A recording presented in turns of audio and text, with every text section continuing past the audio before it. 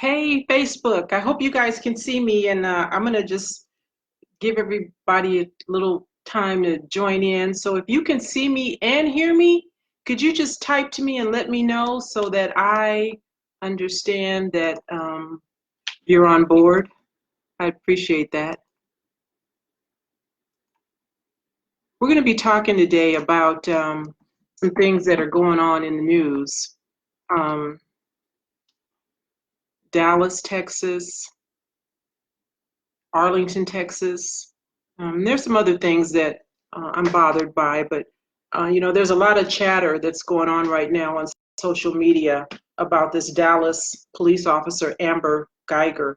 And so I thought I would just, from a police officer perspective, so I'm going to be wearing different hats today, and I'm going to be talking, as a police officer, police sergeant, and sometimes, and then other times I'll be talking to you as a Black woman and a mother of sons, because I'm that too, right?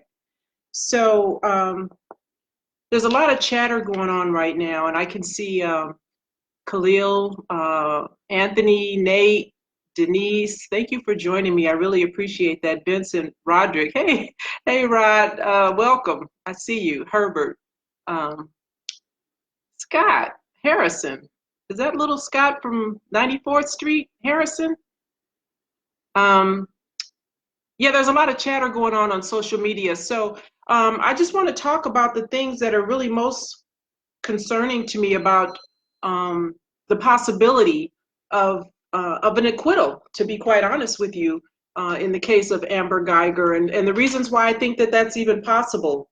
Um, it's very difficult to get a jury to find fault with what a police officer does. And so I'm going to tell you why I think that. And I want to really help the people in Dallas, Texas prepare for this, because you know what they say, if you stay ready, you don't have to get ready, right? And so I don't want you to lose your mind when this female officer is acquitted, because I think everything that we're seeing and hearing right now in the news is kind of prepping us for that. And so no one should be surprised. And really, to tell you the truth, this will be a good opportunity to put something in place for when that happens, so you have a plan of action. Because I'm not a soothsayer, and I don't predict the future. I'm not Nostradamus, but given our history when it comes to deadly police force, it's not been good. And I don't think that this is going to be any different. I think they're going to do some things to placate us. That's kind of what I'm hearing right now. Hey, Vincent Brooks, I see you. I appreciate you. Hey, Nate. They've been kind of preparing us for this. So when it happens, no one should be surprised, be angry for sure. Hey, Hainsworth, but don't lose your collective minds. You need to be proactive before you get reactive, right?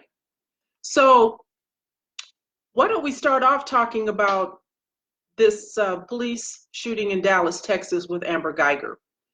I read an article in the newspaper, online newspaper, if you will, that there were some criminal defense attorneys who find fault, or they don't call it fault, they just say they see things in this warrant for her arrest, this affidavit, that lets them know that this is a case, if they were defending her, that they would be able to get her to walk away on.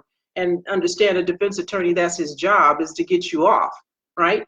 So these defense attorneys, and I'm in agreement with them, I think if you understand that prosecutors have a symbiotic relationship with police departments, police chiefs, and that's Texas Rangers as well, you understand then why it's not surprising to me that the wording in the affidavit is missing some things that criminal defense attorneys believe would be easy to overcome if this thing were to go to trial. Hey, Mama Lindy, I see you.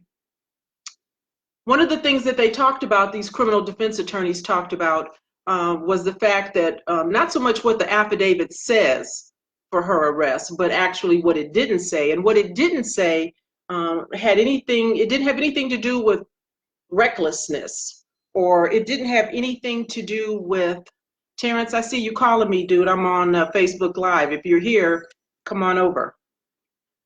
They didn't mention anything about recklessness or intention. And when you listen to some of the verbiage that they're using, I mean, remember, great deference is given to a police officer in what we say. And so they're telling us that, you know, she's coming home to her apartment, which doesn't make sense, but she's coming home to her apartment. And as she enters her apartment, she sees a silhouette and she starts giving commands. Who does that? That makes no sense to me. If I come home as a police officer and I see someone in my home, I'm not going to enter it. I'm not going to start taking police action. I don't have the benefit of backup. I don't have the benefit of a police radio so I can call for assistance. There's so many reasons why it makes no sense that she would proceed and enter her apartment. But nonetheless, there's been reports that she had a dog. I've read reports that there was a red mat on the floor where Mr. Jean lived. So if you don't see your dog, but you do see a red mat, you go in anyway. So she enters into her apartment and she's giving commands. So it sounds to me like they're talking to a potential juror or a potential grand jury, because they're going to present this, I'm reading, to a grand jury.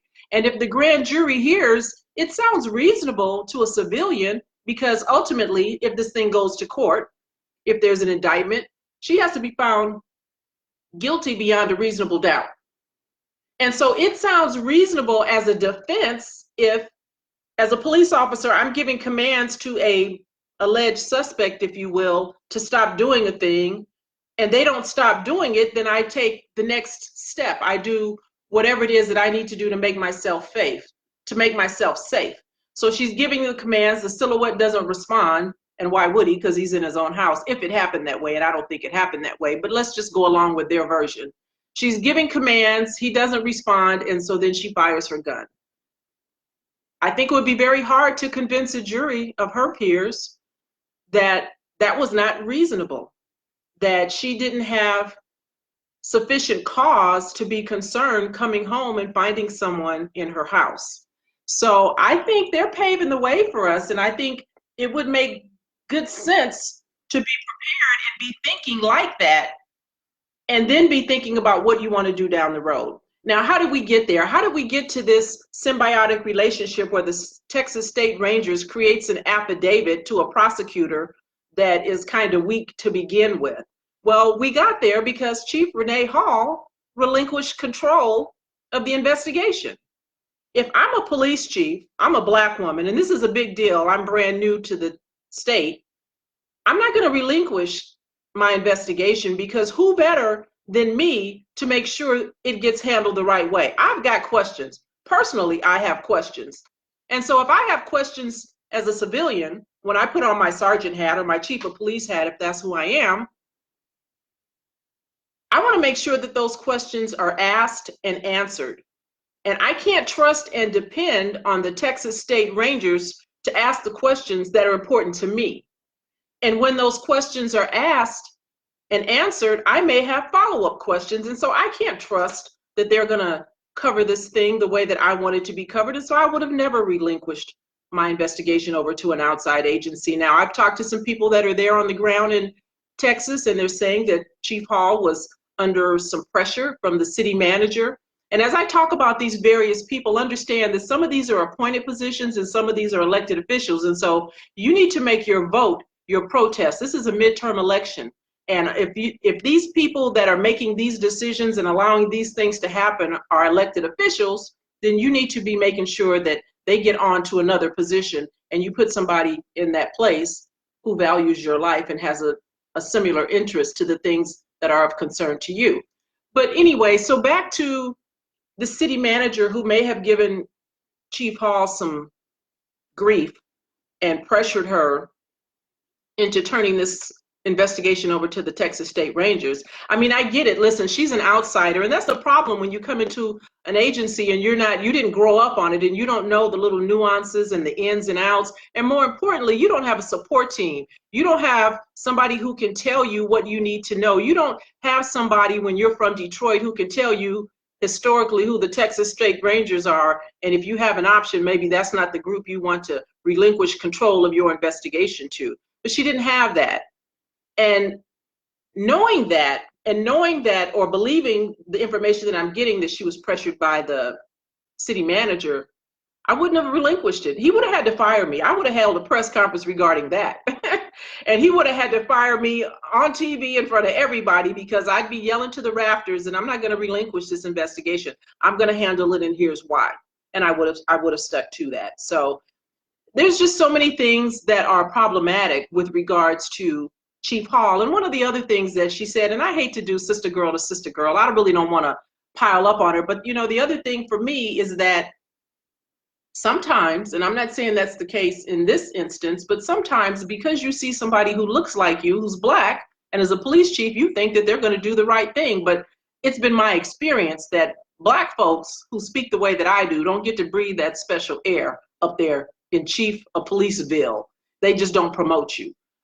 They make sure that they keep you relegated to a position where you could cause a little trouble, but you're not going to be making no real decisions that are contrary to their mandate. And so I don't know her history. I don't know her background. I was having a conversation with a young man there in Dallas who was part of the civilian review board that hired her, and he was excited that there were going to be someone that looked like him representing that agency and doing the right thing.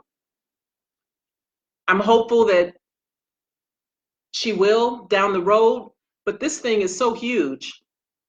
I'm not convinced. I don't know whose side she's on. I don't know whose team she's on right now, and I guess we'll have to wait and see. She says don't judge her. She says, let her record, if this is part of the record, let her record speak for her. I have a problem. She says she relinquished it because of transparency. My definition of transparency is I'm going to investigate it and I'm going to tell you what I find out. That's transparency to me. When you give control over to the Texas State Ranger, now you've got to rely on them to give you information. And so you're not being transparent. You're just in a position where you have to wait for them to give you information, and then you relate that to the people that have a concern to the community. So turning it over for transparency, no. Turning it over to the Texas State Ranger so that you couldn't be accused of not being able to police your own, I get that it's kind of a double-edged sword. That might be a reason you might want to turn it over to the Texas Ranger. But why them? Did she have a choice? And I don't know, because I'm not there, I don't live there, and I don't know the politics of the Dallas Police Department. I don't know why she turned it over to them. And then there's that whole situation of the female officer, Amber, not being taken into custody right away. I talked about this on my podcast, which I'll be updating and doing special reports regularly as things come up that I just want to share with you real quickly.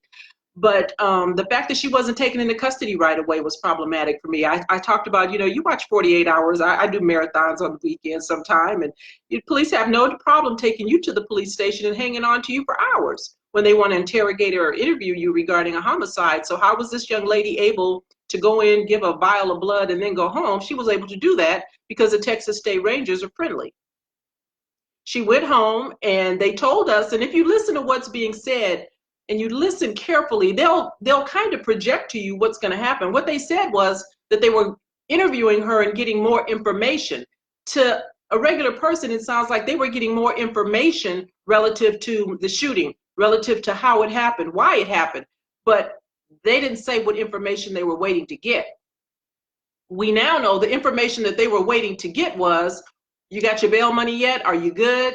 Because I want you to get all your ducks in a row before I allow you to walk into the police station of your choosing. And she went into Kaufman County Police Station or Sheriff's Department, whichever it is, but I'm told it's in Kaufman County, which is supposed to have some significance. And so for you people who live in Dallas, you understand why she turned herself in Kaufman County and not Dallas, right? So they allow her this time that she needs to get her money together so that she can bail out. And I saw, but I can't authenticate if this is true, but she was in there for 19 minutes or maybe an hour, walked in the front door. They put her through the process, which is nothing like the process you would go through. And I'm not going to be real graphic here, but if you know anybody who's ever been to jail, yeah, that's a situation that no one wants to be in. And so I understand from a police officer perspective why she got the homie hookup, why the police department would want to not put another police officer through that. But as a Black woman, as a mother, I find it offensive. Because if one of my Black sons did that, they wouldn't get the homie hookup. They wouldn't get to wait 2 or 3 hours until I came up with money they would go through the system the way she should have gone through the system. And so again, when you relinquish control, you relinquish control. There's something else that went on in Dallas that was problematic for me, and that was last weekend involving a young man by the name of O'Shea Terry, who was stopped in a car with his friends sitting on the side of the road. They were smoking a joint. I guess a police officer happened upon them for some reason, had a conversation with Mr. Terry through the passenger side window, and there was a passenger in the vehicle, and Mr. Terry, understanding that, you know, he should have been sitting in his car smoking dope, decided to roll up his window, start his engine, and was attempting to drive away when this officer reached into the car and jumped on the floorboard of the SUV as Mr. Terry drove off, fired 5 rounds into the vehicle, killing Mr. Terry. Now, thankfully, the passenger wasn't injured as far as I understand. But again, what was the urgency in apprehending Mr. Terry? I talk about this all the time, and I have this tour that I'm about to embark on, which is called Comply and Complain. And so I say comply and complain because I want you to live. At the end of the day, my goal is for you to survive that encounter, even if you know you're doing wrong. If you know you're doing wrong, be prepared to take your lumps, because you might wind up with an officer like this, or you might wind up with an officer similar to the one that stopped Sam DuBose. His name was Ray Tenzing. Or you might wind up with a Betty Shelby who pumped rounds into the back of Terrence Crutcher as he walked away from her with his hands up in the air. If you're doing right, if you're doing wrong, it's better to just comply with whatever the officer is asking you to do so that you live to complain. Now, this officer didn't have any reservation about firing into a fleeing vehicle just days after a court had sentenced another officer to 15 years in prison for the murder of 15-year-old Jordan Edwards, who was seated in a car that was leaving an area where there was some shots fired. That car had nothing to do with it. The officer fired rounds, killed him, was convicted, sentenced to 15 years, and that didn't give this officer in Arlington, Texas pause. He didn't think anything about that, as he did that exact same thing. So we're going to have to pay attention and follow this case and see what happens. See if there's a conviction, see if there's first an indictment and then a conviction. And of course, then what kind of sentence will they give this officer?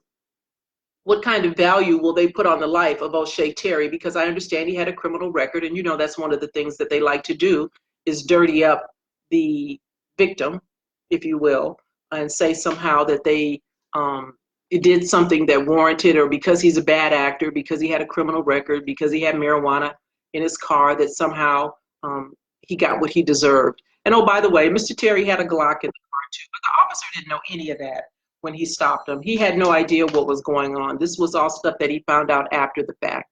And so I'm going to pay attention to that and some of these other things that are going on, because, you know, what I know and believe to be true is that for these families, you know, this stuff never ends. We hear about one atrocity after another. It's in the news. It's a big deal. And then we move on until there's another big deal. And these families are left to struggle and deal with this, you know, loss of a loved one for a long time, for forever, for the rest of their life. They're left to deal with this. And in the process, of course, you know, we see on the news how they minimize and mitigate the officer's bad behavior. This family of Botham Jean is having to sit and listen to stories that probably don't comport with what they think happened.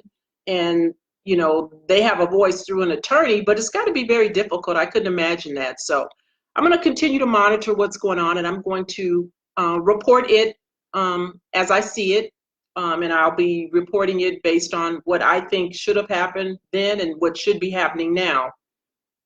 So I just want to thank everybody for stopping by. This is my first time going live on Facebook. I hope that I can see your comments, and I don't want to be distracted and look away too much, but I can see that some of you are here and commenting. What I'm going to be doing going forward is I may come on maybe weekly and just have a sit down on Wednesdays. Tuesdays are the days that my podcast comes out, Sergeant Dorsey Speaks. So if there's something that you want to address, something that you want to have me, a question you want answered, you can visit Sergeant Dorsey Speaks on Facebook. I created a page. I also have a Twitter account for Sergeant Dorsey Speaks and an Instagram account for Sergeant Dorsey Speaks. So you can reach out to me and ask me questions about things that don't sit right with you as this Dallas story continues to unravel, because that story too keeps changing. And we can talk about that every Wednesday when we get together at 3 o'clock. Hey, Barry, I see you. Did I check and see if she was drinking?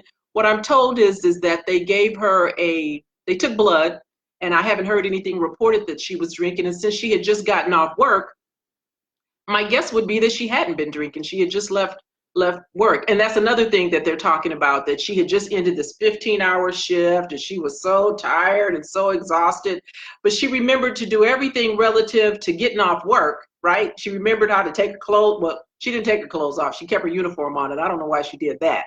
I don't know why she drove home in full regalia, but she left the station. She figured out how to get to the apartment complex. Oh, thanks, Leo. I wear my crown well. She gets to her apartment complex, and then all of a sudden she gets the no-nots. She don't know what floor she on. She don't know what apartment she's in. It just gets real crazy. She's lucid and functioning from the time that she gets off work until the time that she gets to the complex, and then all of a sudden she loses her mind. So I don't know what that's all about, but this story is changing, and at some point they'll get one that they like. They'll get a story that they want to go with, and then they will stick with it. And in the process, they will continue to put things out there in the ethernet for potential jurors, and they'll create that reasonable doubt, and she will be acquitted. And then all hell's gonna break loose, I'm sure. She's already got a model. We've seen what happened with little Betty Shelby, who was scared more than anything she'd ever seen in her life by Terrence Crutcher. And she shot him in the back, and she was rewarded. She was given the gift of resignation, allowed to leave her job and move on to another department, where she's now teaching a class to the entire state of Oklahoma called How to Survive a Critical Incident. I call it How to Get Away with Murder, because that's what she did. And so we'll see what happens with little 5'3", 89-pound Amber Geiger when this thing is all said and done. And we'll see if she gets a reward, if she's given the gift of resignation, if there's just a lot of hay being made in town and she can't stay on the Dallas PD. We'll see if she gets the gift of resignation, and maybe she might go and become a Texas State Ranger. Who knows? We'll see.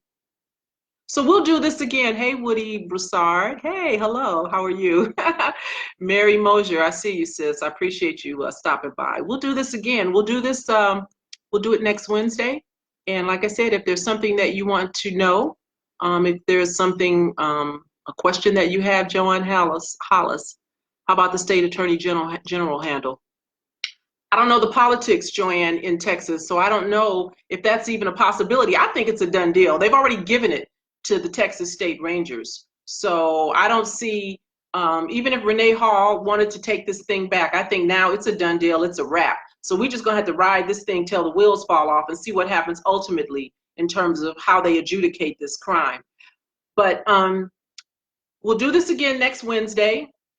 Find me on Facebook, Sergeant Dorsey Speaks. I have another Facebook public page, Sergeant Cheryl Dorsey, retired LAPD sergeant, on Facebook, and a lot of you are friends with me on my private page as well. I'm just kind of trying to really transition from my personal page over to my public image pages. And so we can talk there, we can chat there. Subscribe, please subscribe to my podcast, Sergeant Dorsey Speaks. I'm on whatever platform it is that you like to listen to, Spotify, Spreaker, Stitcher, TuneIn, Google Podcast, and did I say Spotify?